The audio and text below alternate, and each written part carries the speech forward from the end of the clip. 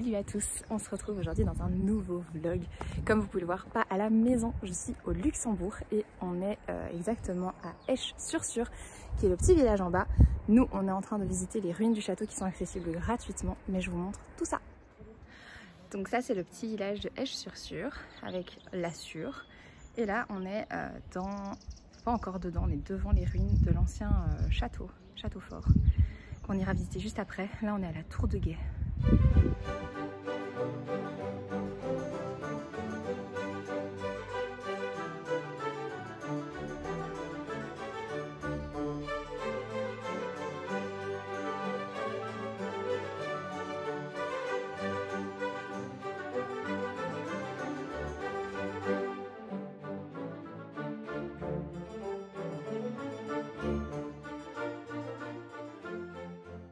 Ça me fait trop rire parce que hier j'ai terminé une fenêtre sur les ténèbres.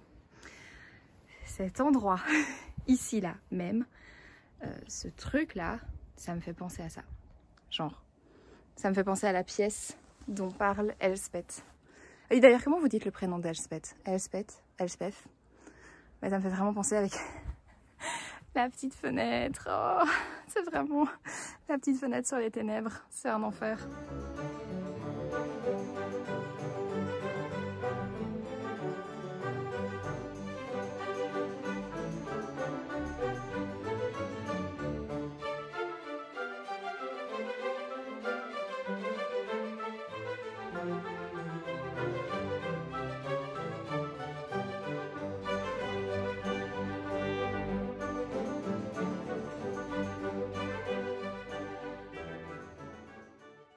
Hello les gars, j'espère que vous allez bien.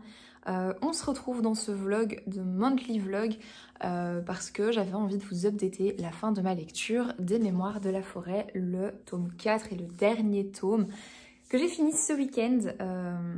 Je l'ai fini vendredi ou samedi, je ne sais plus. Bref, c'était incroyable, c'était délicieux, c'était magique. Moi j'ai adoré vraiment, j'ai trouvé que c'était super doux, j'ai trouvé... Alors j'ai eu du mal pour certains retours en arrière où j'avais un peu du mal à me situer, mais finalement, enfin voilà, ça n'a pas été tant que ça dérangeant, mais ça a été de nouveau une lecture cocooning à souhait. J'ai vraiment été happée par l'histoire comme pour toute la saga. Donc si vous ne l'avez pas encore lu, allez-y, les yeux fermés, c'est magique. Les illustrations sont de nouveau magnifiques, il n'y a pas d'autre mot. Je suis même parfois déçue qu'il n'y en ait pas plus parce que je les trouve trop belles. Ouais, j'ai vraiment eu un énorme coup de cœur pour cette saga. J'arrive pas à me dire aussi que dans 5 jours, je vais voir l'auteur. Trop heureuse, j'ai trop hâte de vous vlogger tout ça. Si je suis pas trop timide bien sûr. Mais d'ailleurs c'était aussi un petit peu pour ça que je venais aussi faire ce petit update. C'est qu'en fait en réalité, donc depuis que j'ai commencé ce vlog, à part le moment où je suis allée au Luxembourg, je n'ai rien fait. J'ai lu, j'ai rangé ma maison parce que j'ai enfin retiré mes décos d'automne. À la base j'hésitais et puis en fait j'ai voulu ranger ma maison. J'ai retiré un truc et puis j'ai fait ouais c'est bon, je vais tout retirer. Donc là, j'ai rechangé les meubles de place, j'ai rechangé des trucs de place. Ma maison a été rangée, plus rien d'automne ne se trouve dans la maison. Bon, l'ambiance est quand même toujours automnale parce que les tons de ma maison sont dans les bruns orange et tout ça, donc voilà. Mais donc ça a été cleané à ce niveau-là. J'ai pas encore mis la déco de Noël, ça j'attends. Mais voilà, j'ai fait ça ce week-end et puis après je suis partie voir mon frère à Bruxelles, enfin voilà. Au niveau lecture, au niveau update, donc moi j'ai terminé ce tome-ci, comme je vous disais, vendredi ou samedi, mais je ne sais plus. Et je crois que c'était samedi. C'est pas très important, mais j'ai commencé le portrait de Dorian Gray d'Oscar Wilde et j'ai à peine commencé le premier chapitre qu'en fait, ben, c'est incroyable. J'ai déjà annoté à crever. J'annote plus trop mes livres, mais celui-là, je trouve que ça vaut le coup parce qu'en fait, la manière dont l'auteur parle de l'art, de l'amour, de la beauté, enfin, c'est super bien fait et j'aime beaucoup, donc j'annote énormément. Donc voilà, j'ai hâte de vous en reparler un petit peu plus longuement. de l'avancée de cette lecture. Je m'excuse d'avance parce que ce vlog va être un petit peu décousu. C'est un monthly vlog, c'est des moments captés pendant le mois. J'espère pouvoir faire quelque chose de sympa avec ça. Voilà. Je vous retrouve au prochain clip. Salut à tous, j'espère que vous allez bien. Je vous retrouve aujourd'hui, on est samedi, on est le 16 novembre. Et aujourd'hui c'est le jour de la dédicace de Mickaël Brun-Arnaud, donc je suis hyper excitée. J'ai juste déjeuné ce matin et depuis je suis une pile électrique. J'ai qu'une envie, c'est de démarrer pour y aller. Ça me stresse aussi un peu parce que c'est la première fois que je vais à une dédicace. Et je sais pas, je suis un peu dans cette optique-là. Alors pour le moment, je suis en train de lire le portrait de Dorian Gray. Je pensais pouvoir le finir très vite. Là, ça fait presque une semaine que je suis dessus. Et j'ai pas lu grand chose, je suis au chapitre 3. Alors je vais pas vous dire les pages parce qu'en fait il y a une intro qui est méga longue, enfin la préface elle fait déjà 50 pages. Et ensuite après vous avez des notes qui font aussi presque 50 pages. Donc en fait vous dire la page où je suis ça ne sert à rien parce que ce n'est pas relatif à ce que j'ai réellement lu. Parce que j'ai pas lu la préface, j'avoue. Et donc ouais je suis au chapitre 3 sur, je pense qu'il y en a 20. C'est ça, il y a 20 chapitres. Et donc, en fait, j'ai encore tout ça à lire réellement. Et j'avance pas très vite parce qu'en fait, j'annote à quasiment toutes mes pages. Mais quasiment toutes. J'ai commencé l'annotation à l'introduction. Donc même pas au chapitre 1, mais à l'introduction. Et en fait, ouais, à toutes les pages. Donc j'ai mon petit code couleur. Et à toutes les pages, je fais des annotations, je fluore, je rajoute des mots. Enfin, c'est un travail du coup en fait un peu plus important parce que il faut bien prendre le temps de le faire. Enfin voilà, c'est vraiment un travail un peu plus long comme je vous disais, mais j'adore. C'est un coup de cœur déjà parce qu'en fait je trouve que l'écriture elle est incroyable. Voilà, j'avais déjà lu du Oscar Wilde, j'avais bien aimé, mais j'étais beaucoup plus jeune et donc je voyais pas les différents strates, les différentes manière de lire le bouquin. Je sais pas si vous voyez ce que je veux dire, ceux qui ont déjà lu, il y a plusieurs strates de lecture en réalité et j'aime beaucoup. Donc voilà, je vais le prendre avec parce que du coup je pense arriver plus tôt à viser que ce qu'il me faut. J'ai rendez-vous à 15h35-45 avec Stéphanie. Donc voilà, je pense arriver quand même un peu plus tôt histoire de me balader, peut-être me poser dans un café pour lire. Et voilà. Là je vais aller me maquiller, il faut que je me fasse un petit ravalement. Donc voilà, j'ai trop hâte et je sais pas quoi vous dire d'autre à part que je suis hyper excitée. Bref, je vous retrouve tout à l'heure.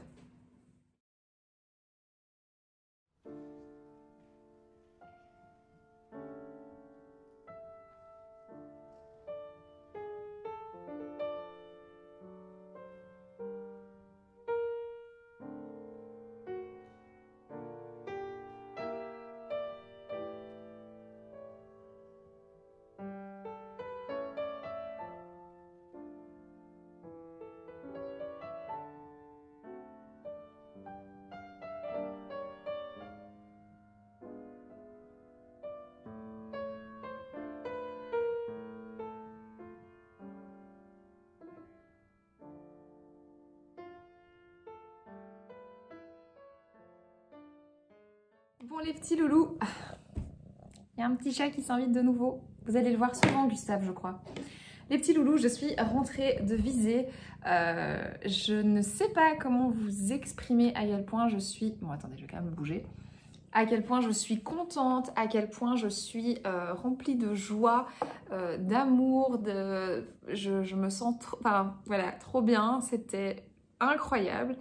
Voilà, j'ai pas trop filmé parce que tout simplement j'étais dans le moment. J'étais dans le moment, en plus comme je vous disais j'ai rencontré Stéphanie et je suis hyper heureuse. C'est quelqu'un de super adorable, de gentil, elle est touchante, enfin franchement j'étais hyper contente, c'était ma toute première rencontre Bookstagram et je suis contente que ça ait été elle parce que vraiment j'ai senti vraiment le fait qu'on avait des personnalités similaires et voilà, j'ai vraiment été hyper ravie de la rencontrer et j'ai été hyper contente évidemment de voir Mickaël Brun-Arnaud. Donc en plus la librairie avait fait tout un espace vraiment dédié parce que c'était dédicace plus la veillée. Et il y avait du chocolat chaud, ils avaient fait une déco. Alors du coup, je n'ai pas trop filmé. Il y avait beaucoup de monde, c'était un peu quand même exigu. Quand on est arrivé, il y avait beaucoup de monde. On avait un petit carton avec un numéro pour le passage des dédicaces. Et donc voilà, j'ai pas trop filmé, j'étais pas hyper à l'aise de sortir mon téléphone à ce moment-là. J'ai fait quelques photos quand même. Et d'ailleurs, merci Stéphanie aussi pour les photos, si tu passes par là. Et donc voilà, moment de la dédicace, hyper contente. J'arrive avec mon exemplaire du coup fini et j'ai cette magnifique dédicace. Je suis trop heureuse. Je vous jure, je suis rentrée à la maison et même sur le chemin du retour, j'étais hyper émue. Enfin voilà, c'était vraiment, surtout ce tome, il résonne énormément. Donc trop contente. J'ai aussi, quand on venait à la dédicace, on recevait ce petit marque-page. J'ai envie de pleurer parce que je le trouve vraiment trop beau. Donc voilà, je suis trop contente. Autre activité proposée, c'était une espèce de chasse au trésor. Et il fallait trouver les carnets de Cornelius Renard dans tout l'espace de la librairie qui se passe sur 3 étages. Enfin, tout se passait au rez-de-chaussée principalement. Mais c'était vraiment des énigmes en fait. Et il fallait essayer de retrouver ces carnets. C'était hyper drôle à faire. Du coup, on s'est prêté au jeu avec Stéphanie. Mais on savait pas ce qu'il y avait à gagner à la fin. Moi, j'avais cru comprendre que c'était un badge. Et en fait, pas du tout. En fait, une fois qu'on avait retrouvé tous les carnets, on pouvait retourner montrer qu'on les avait trouvés et on a reçu ce magnifique ex-libris de cette illustration qui est juste incroyable. Magnifique. Je suis trop heureuse. Je vais l'encadrer et il ira dans ma bibliothèque parce que...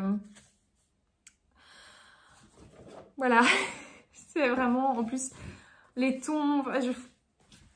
Voilà, je suis hyper contente. Vous l'aurez compris, très émue aussi. Là, je vous avoue, j'essaie de pas pleurer parce que... C'était ma première dédicace, ma première rencontre Booksta, c'était un moment hyper intense pour moi. Et voilà, comme je vous disais au début, je suis remplie de joie, remplie d'amour, je suis comblée. Et bonjour à tous, je vous retrouve pour clôturer ce micro-vlog du mois de novembre parce que finalement, pas beaucoup de lectures, pas beaucoup, à part cet événement de la dédicace, pas beaucoup de choses qui sont passées finalement. Je voulais surtout vous mettre au courant que j'ai terminé du coup le portrait de Dorian Gray, c'est bien ça. Je l'ai fini il y a quelques jours et j'ai adoré, c'est un coup de cœur intersidéral, tout ce que vous voulez. Ça a été une excellente lecture. J'ai pris le temps, j'ai mis 3 semaines je crois, 2 à 3 semaines pour le lire. Mais ça valait le coup parce que, en fait, ce que j'ai apprécié dans ce livre, c'est cette double lecture, avec toutes ces références, avec tout. Ouais, tout. Il y avait des références à la fois shakespeariennes, il y avait des références à l'art, il y avait des références à la poésie, à plein de choses. Et moi, c'est quelque chose qui me plaît absolument. J'adore ça. Et j'adore quand il y a plusieurs niveaux de lecture. Quand on peut à la fois lire une histoire, mais aussi comprendre les messages cachés derrière, les références auxquelles que l'auteur a placé dans son texte. Moi, c'est quelque chose que j'apprécie énormément. Ce qui fait que cette lecture a été incroyable, tout simplement. Je vous recommande chaleureusement de lire ce livre au moins une fois dans votre vie. Pour moi, c'est un grand classique à lire au moins une fois. Moi, c'était du coup ma première lecture. Mais je suis persuadée que je le lirai encore une deuxième, peut-être une troisième fois. Pas tout de suite, mais je suis persuadée que je le relirai à l'occasion. Peut-être dans quelques années, le temps de mûrir aussi, parfois ça fait du bien. Mais franchement, je pense une des meilleures lectures de mon année, ça c'est sûr. Et alors, entre-temps, j'ai déjà bien avancé, mais j'ai commencé Le Trône du Prisonnier, qui je pense sera ma dernière lecture du mois de novembre. Du coup, j'aurais lu 3 livres en novembre, mais bon, écoutez, c'est bien aussi parfois. Octobre, j'ai énormément lu. Novembre, j'ai lu un peu moins. Voilà, c'est pas très grave. Moi qui avais justement peur de ne plus avoir assez de place dans mon carnet de lecture, bah, visiblement, j'aurai de la place. Donc ouais, j'ai commencé Le Trône du Prisonnier de Holly Black, donc le 2e tome de la duologie de l'héritier trahi, qui est dans l'univers de Domelf. Et je l'aime beaucoup plus que le 1er tome, parce que le 1er tome, on était sur le point de vue de Vren, de Suren. Ici, on est sur le point de vue de Shen. Et je préfère totalement ce point de vue-là. De plus, on a énormément plus de background entre guillemets parce que vu qu'on parle de Shen, on parle beaucoup de l'enfance de Shen, on parle beaucoup des relations de Shen et ces relations c'est qui? C'est Jude, c'est Cardan, c'est Taryn, c'est Madoc. Enfin voilà, c'est des personnages qu'on connaît déjà un peu mieux alors que sur Ren j'avais un peu du mal à être à fond dedans, j'avais un peu du mal à suivre ses pérégrinations, comment on dit? Je sais plus comment on dit. J'avais du mal à suivre son aventure en fait parce que j'avais beaucoup plus de mal à la sentir proche. Enfin, je sais pas comment vous... Enfin voilà, vous voyez ce que je veux dire, mais j'avais vraiment du mal avec ça. Ici, c'est beaucoup plus chouette. Alors, je suis déjà presque à la moitié du livre. Je l'ai commencé il y a 2 jours, je suis contente parce que du coup, ça se lit très vite. Et j'en profite de cette fin de vlog pour vous dire que cette année, je ne participerai pas au Cold Winter Challenge. Ça fait 2 à 3 ans que je participais. Mais voilà, cette année, en fait, le Pumpkin Autumn Challenge m'a déjà... en fait, je me suis rendu compte avec le Pumpkin Autumn Challenge que je me mettais une pression un petit peu pour lire les livres que j'avais mis dans la palle. Alors, malgré tout, la vidéo de A Book and a Cup m'a bien aidée pour créer ma pile à lire de cet hiver. Mais en fait, là, mon objectif, c'est surtout de diminuer ma palle. Mais je vous ferai une vidéo objectif pour les objectifs lecture de 2025. Mais voilà, j'ai décidé que je ne ferai pas, en tout cas, le Cold Winter Challenge, pas me mettre de pression dans cette fin d'année. Lire quand je le sens, lire ce que j'ai envie et surtout lire les livres de ma palle et pas aller racheter des nouveaux livres. Donc voilà. Je vous dis à la prochaine. Je vous fais de gros bisous. Ciao, ciao!